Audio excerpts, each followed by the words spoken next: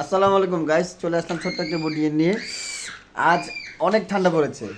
আজ আমি গুগলে দেখলাম আমাদের সর্বোচ্চ ঠান্ডার রেকর্ড হয়েছে মাত্র 12। যাও, বাইরে প্রচুর ঠান্ডা, তারপর খেলতে গিয়েছিলাম। খেলা শেষে এসে দেখি আমার ওয়াইফ কত সুন্দর করে আমার জন্য এই যে দেখো, কত সুন্দর করে আমার জন্য এই খিচুড়ি পাক করে রেখেছে। এটা আমার রসুনের আচার, আমার ফেভারিট আচার। এটা আমি বলেছিলাম করার জন্য আমার ওয়াইফকে, ও বানিয়ে রেখেছে। এবং কি আজকে ঠান্ডার জন্য এই খিচুড়ি।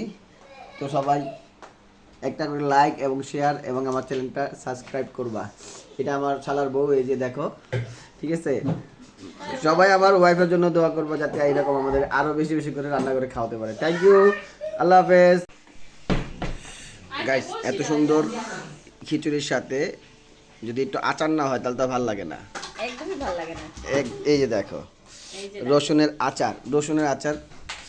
আমি আমার মিসেসকে বলেছিলাম যে আমি রসুনের আচার পছন্দ করি, তাই রসুনের আচার দিয়েছে।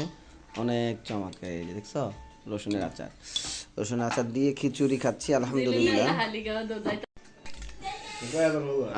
বন্ধুরা খাচ্ছি, যা হোক, বন্ধুরা খাচ্ছি, এত ঠান্ডার মধ্যে খাচ্ছি। আবার সবাই সবাই সবাই যাতে খেতে পারে সে দোয়াই করি। বউ রাতের কত সুন্দর খিচুড়ি। এই শীতে যার বউ সাথে নাই, তার যে কত কষ্ট রে ভাই, আমরা তো বুঝি।